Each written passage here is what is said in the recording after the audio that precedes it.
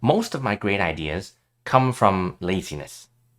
Honestly, like I am a computer scientist, and some of you may have heard that a good programmer is actually a lazy programmer because the lazy person would generally find the easiest way, most efficient way to do something. I have opinions about that on my own, and I do not 100% agree with that statement because if you are a lazy programmer, you're not going to spend the time to do the coding or do the programming. You programming and coding, you have to put in the fair share of time to do the testing for yourself to better yourself in terms of that programming aspect. If you know how to program but don't put in the time, you're not going to be a proficient programmer essentially. Some people can, but for the average person that is most afraid of, oh my god, I don't know how to do programming. It looks daunting. You you putting in the time, you would reach the destination for sure. Okay, but if you're not willing to do it, then there's no way that you're gonna get there. Now, I teach online classes, so in terms of my online classes, I've found after a little while that if I put in the date and exactly what or not kind of like the topic that we're a topic of discussion for that particular day, students generally can come back and ask me and saying that, sir, what did we do on that day? And then I'd be like, okay, on that day we did this. Okay, so or some students would come over and it's like, you never talked about that, and I'd be like, no, I did. Go back up to a certain day, and then now you would see that I talked about that in that particular lesson. So if students have tried to put this on me before, where they'd be like, you never talked about resumes. And I'm like, no, that's not true. I talked about resume 3 times. If you scroll up, you're going to get a lot of certain days that I talk about resumes, for example. This course I'm teaching is career studies. And today I talked a little bit more about interview questions. And then the class before was Friday, and we just did a work period. Now, Teams is really funny. It doesn't show up all the time. Like I have it here too. It just didn't record it. Wednesday, Tuesday, Monday, again, didn't record. Friday didn't record. Thursday, Wednesday, Tuesday, etc., etc. Now, one of the things that I have trouble with is typing this in. Okay, typing this in because I always forget what day it is. Because once you start going through a crazy weekend, and then Monday comes, it feels like it's a Wednesday, or sometimes it feels like a Friday. So I honestly do not remember. Sure, I could go ahead and just take a look at the taskbar, and it says that it's whatever date there. But then I'd have to do the conversion. It's like, this day is going to be Monday or Tuesday or whatever the case is. I personally like seeing the date in long form. So I typed it. And then it came up to a point where it took too long to type because I'm lazy. I'd go right at the second before it turns the date, the hour that I need to start class to type this thing. And if I'm taking 20 seconds to type this, that's too much time. Okay, I only have like a few seconds left, and it takes me 20 seconds to type this. I type slow, by the way. Okay, I don't do 100 words per minute. And if you need me to come up with the fact that today's Monday, that's going to take me even longer. So I thought to myself, isn't computers supposed to make things easier? Supposed to make our lives a little bit more efficient? Yeah, right? So I started looking into it. AutoHotKey is one of those tools that allow us to do this. Now, some of you might be already turned off by, oh man, it's AutoHotKey. I've heard about this before. It's so confusing. I don't know what to do. Now, pro tip, computer science, if you don't start by copying, you don't know, and you don't spend the time to play around with the syntax, play around with what you can do with it, you are never going to advance in programming and computer science. So I did the same thing. I didn't 100% understand what AutoHotKey can do. I still don't know, but I can use it for my advantage since it's free anyway. So you want to download the current version. And once it gets installed, you get this AutoHotKey thing. Once you open it, most people get stumped right here. Because what do I do with this? There's just, if you start clicking through it, it's just a bunch of words. I don't know how to start. That's what people are confused about. So I have what I would do for the date for you, linked in the video description below. How you actually start is start by creating a script file. If you look into some of their examples, they do show you and give you a clip, but then not all of it is applicable to the common user. So I want to help you by including my script right there. Now, once you start, you need to have a text file, and a text file that is the extension of .ahk, because AHK would stand for AutoHotKey. Okay. Oh, wait, I forgot to show you what it does, first of all. So to show you, all I need to do now to type the date is I just need to press Control-Shift-A, and the whole thing spits out.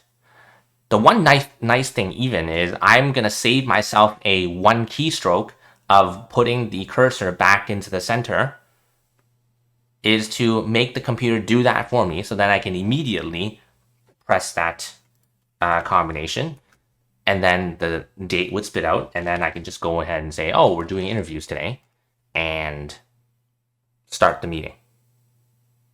Okay, so roll back to what I was just saying about creating the file. You need to create a text file with the extension of AHK, and to give you a starting point, here it is. There's only 5 lines. Ignore the .exe for now. I'll talk about that later. There's only 5 lines. I'm going to go through every one of them with you. The first line says, single instance ignore.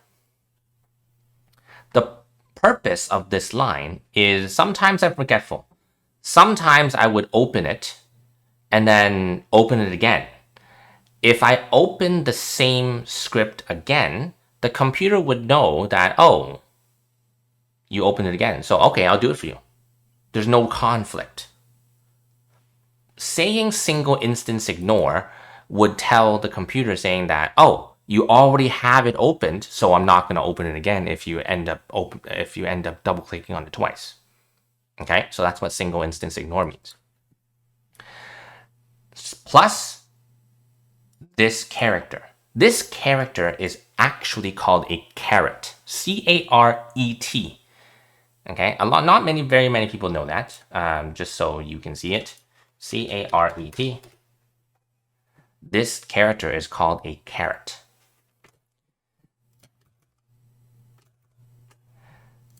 A.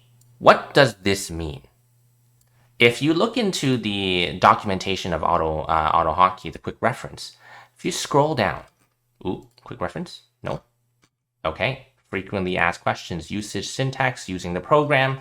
Scrolling down, you're going to find hotkeys.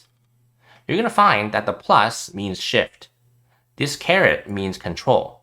So Control-Shift-A is the hotkey that I set for this script. And it needs a colon for probably because that's the shortcut.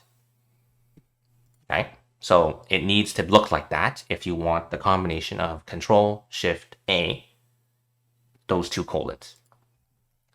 Line 3, send, comma. Send, comma is the command. And we're sending this, comma, space, this, space, this, comma, space, this.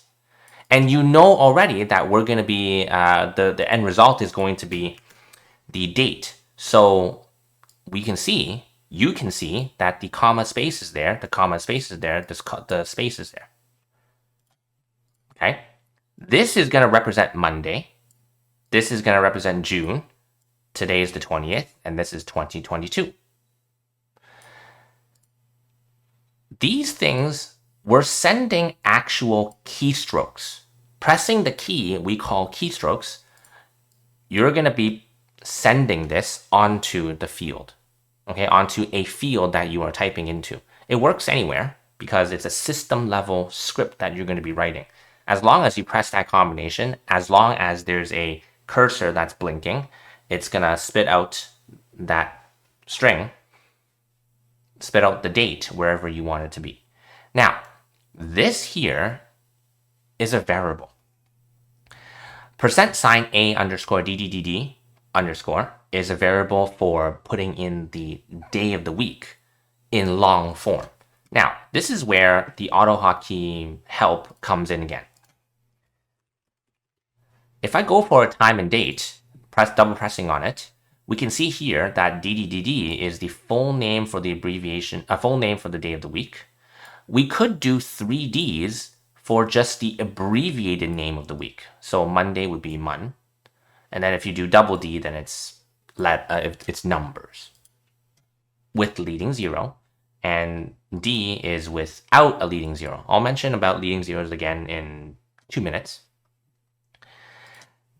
For AutoHotKey to know that it's a variable, you're going to need to put it in between 2 % signs.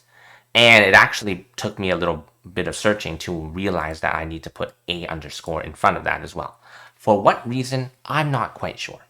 Okay, so if you can figure it out, then good for you. All I needed to do is this, so whatever, it's good with me, as long as it works. MMMM, you can imagine, it's the long form of the month. DD is the day in numbers.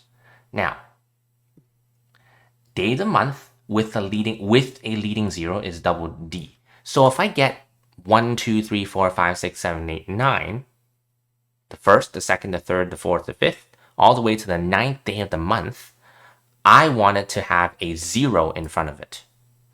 Why would I want to do that? For looks. Seriously, for looks. So if I scroll up, you're going to see, oh, Tuesday, June, and then two numbers, right? This is 09 here, 2 numbers. And then 2 numbers. And then all the other ones are not there anymore. So if I have just one single number there, to me, it doesn't look nice. That's all. So that's why I do double Ds. And then lastly, the YYYY would be the year, the long year 2022. Okay? Now, so this line sends the entire date. You can modify it according to your liking. You can do a short form. You can do slashes. You can reorder them. Up to you, whatever you want to do. Line 4, send, is, again, the same command as before. We're sending keystrokes. Here, I stopped it at the year, and then there's no other space at the end. But you can see from, if I did it over here, after the year, there's a space. That's exactly what's going on here. I could do just a space, but then because I did it on the next line, I needed to tell AutoHotKey that it's going to be a space. So there are multiple ways of doing the same thing. I could just do a single space, or I could do curly braces and the word space with the capital S there that simulates the keystroke space as well. I believe there was a reason why I had to put this one. It's because it wasn't recognizing my space. So space here. I also needed to put in the special characters of brackets. In programming, brackets, parentheses, curly braces, square brackets, the different kinds of slashes have different meanings. So enclosing them with curly braces, as you can see, the curly braces mean something. So if I needed to output or type a curly brace, it's going to need to be within curly braces as well. So I can't just put a curly brace and expect it to print. Anyway, key presses, I want a space right there. And then I need to print out left parentheses, right parentheses. And then the last thing is the left key. Pressing the left key would cause the cursor being from here to here. That's why it does that. Lastly, you're going to need the return, because return tells it to we're done. Okay, it tells AutoHotKey that we're done this script. Get out. Just to show you the date. So I have the date open here. It does follow the date of the system. If I change it to another day, for example, change it to the future, something like this, doing it would give you that day. Okay? Very nice. Now, if you have AutoHotKey installed, you could just right-click and then run script. If you don't have AutoHotKey installed, these 1, 2, 3, 4 don't come up. Okay, so you could just run script if you have AutoHotKey installed. And once you install it, is it running? How do you know it's running? Right here. It's running when it shows you exactly what the title of your script is called. I called mine today's input today's date right there. So if you wanted to compile this and use it on a different computer, you can do that as well. If that computer does not have AutoHotKey, you best to be compiling it to the exe file. You have to do this on a computer that has AutoHotKey. Right-clicking it, you can do compile script. And compiling it would create this .exe file. Double-click on this exe file, it runs the script, but then it doesn't immediately give you the date. You have to press the hotkey. Okay? How do you know it's running? The computer just looks the same, right? True. You'd have to go into your taskbar and it shows you exactly right there that it's running. Okay? I named it input today's date, so it's running right there. All right? So if you don't want it to run, then you can right click and you can exit the script. It's no longer running.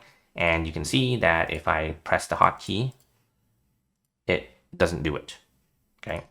And apparently it's a special character according to Notepad++. So double clicking on that, nothing happens because it's right there. All right. And then we once again go ahead and press that and the hotkey runs. Awesome stuff. So the last thing I want to show you is, once again, you can modify it any way you'd like. The last thing I want to show you is I use this script every single day. I am not going to remember to turn on the computer and then click on the script and then do it. Okay, this script actually runs with the startup of my computer. So I want to show you how to do that as the ending part of the video, excuse me, is firstly, you're going to need to go to, so you need this. We're going to copy this. Navigate to, I have it pasted on the video, in the video description, because some of you might not see this folder. You're going to need to go to Windows, C drive. You may not have program files, program data. That's because you probably don't have the hidden items enabled. If you don't have, if you go to C drive and you don't have data, program data, you have to go into view and then show hidden items. Or if you just put in, copy and pasted that entire link that's in the video description, it would take you right there as well. But those of you that want to go through it yourselves, you can follow me. we're going to need to go into Microsoft. We're going to need to go into, I believe is Windows, Start menu, Programs, and Startup. I already have it in here. So paste it in here. Continue. That's it. The next time you start your computer, this script, make sure you paste the exe file. Next time you start your computer, it will automatically start it for you. It's only 1 megabyte. It doesn't take up too much of your memory. It doesn't take up too much of your space. Unless you have like a dozen of these scripts running at the same time, then that's a different story.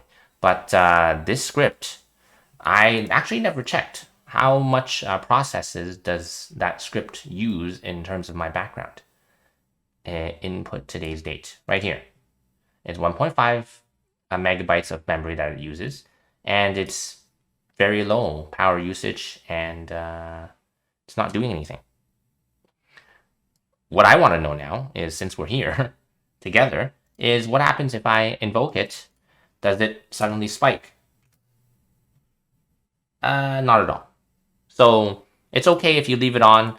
If you want to delete it or remove it after you're done with it, cool. But do remember, you need to restart it every single time you want to use a script.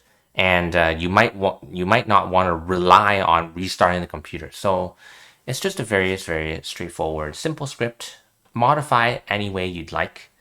And that's it for now.